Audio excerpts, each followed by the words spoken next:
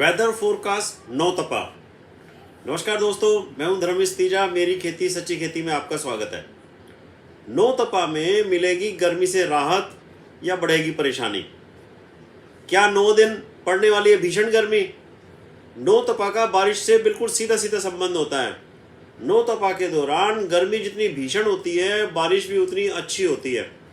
नौतपा में सूरज की किरणें, तेज किरणें सीधे धरती पर पड़ती है, जिससे धरती का तापमान तेजी से बढ़ता है। अधिक गर्मी पड़ने से मैदानी क्षेत्र में निम्न दबाव का क्षेत्र बनता है, क्योंकि गर्म हवा है ना, जो गर्मी पड़ेगी तो हवा गर्म हो जाएगी। गर्म हवा जो है ऊपर उठती है, और जो लो प्रेशर का जो एरिया बनता है वो बारिश वाली नमी वाली हवाओं को, दूर से मानसून वाली हवाओं को जल्दी अपनी तरफ खींच लेता है और अच्छी बारिश की संभावना होती है।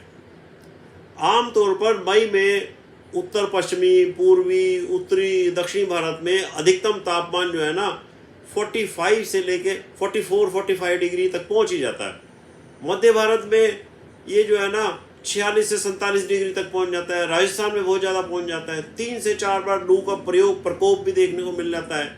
लेकिन समुद्री चक्रवात तूफान तौकते, जो नीचे केरल की साइड से शुरू हुआ था, हो गए उसको 8-10 दिन, फिर इधर कर्नाटक, गोवा, बॉम्बे, महाराष्ट्र, फिर आखिर में गुजरात में नुकसान करके गया। बहुत अच्छी बारिश आई, 150 से पौने 200 किलोमीटर तक की स्पीड की हवाएं भी चली। उसके बाद फिर एक समुद्री तूफान नीचे इधर ईस्ट साइड में बंगाल बिहार में तबाही मचाते हुए निकल गया है। 26-27 तक नुकसान किया उसने, और बहुत बारिश हुई है। और पश्चिमी विक्षोभ, जो वेस्टर्न डिस्टर्बेंस होती है, जो इधर से जम्मू कश्मीर से, पाकिस्तान से होते हुए आते हैं, हिमाचल और नॉर्थ इंडिया में आते हैं, उन्होंने भी कई बार इन्हें बारिश हुई है, बार बार आते रहे हैं। इस बार नौतपा जो है ना वो चौंका सकता है। दरअसल गर्मी के मौसम में सबसे ज़्यादा तपने वाले जो 9 दिन होते हैं वो बहुत ज़्यादा तपते हैं, लेकिन इस बार पिछले सालों की तुलना में काफ़ी कम रहने की उम्मीद है। सोमवार रात से सूर्य जो है ना रोहिणी नक्षत्र में प्रवेश कर चुका है, और यह 8 जून तक इसी नक्षत्र में रहेगा। इंडियन मेट्रोलॉजिकल डिपार्टमेंट, मौसम विभाग और स्काईमेट वेदर पहले ही बता चुके हैं कि इस बार बारिश नॉर्मल रहेगी, बल्कि नॉर्मल से थोड़ी सी अच्छी रहेगी। दिल्ली में मानसून जो है ना लगभग 27 जून को आ जाता है, डिक्लेयर हो जाता है। प्री मानसून की बारिशें तो पहले भी आ जाती हैं। इसके साथ साथ हरियाणा, पंजाब में भी मानसून तभी आ जाता है। वेस्टर्न यूपी में दिल्ली से थोड़ा पहले आता है। राजस्थान में जुलाई में आता है, फर्स्ट वीक में आता है। लेकिन इस साल देखो क्या होता है, ये जो नौतपा होता है ना, बहुत ज़्यादा गर्मी पड़ती है, जो दिक्कत तो करती है, लेकिन इसके फ़ायदे बहुत होते हैं। मच्छर मर जाते हैं, जो फंगस है, बैक्टीरिया, उनकी डेवलपमेंट चेक हो जाती है, कम हो जाती है, बीमारियाँ कम आती हैं। हमने खेतों में हल चला के उसको खोल रखा है, सूरज की धूप पड़ेगी तो उसके अंदर जो कीट मकोड़े जो पड़े होते हैं, सुंडियाँ पड़ी होती हैं, वो भी मर जाती हैं। लेकिन मंगलवार से नौतपा शुरू हो चुका है। शुरुआत 5 दिन तापमान दिन प्रतिदिन बढ़ने की संभावना होती है। इन दिनों में सूर्य सबसे अधिक बलवान रहता है, भीषण गर्मी पड़ती है। नॉर्मली मई में अमूमन 2 वेस्टर्न डिस्टर्बेंस आते हैं, लेकिन इस साल एक के बाद एक के बाद आते जा रहे हैं। यही नहीं, 2 तूफान भी आए हैं। यही कारण है कि लू और गर्मी के प्रकोप को देखने को नहीं मिलेगा।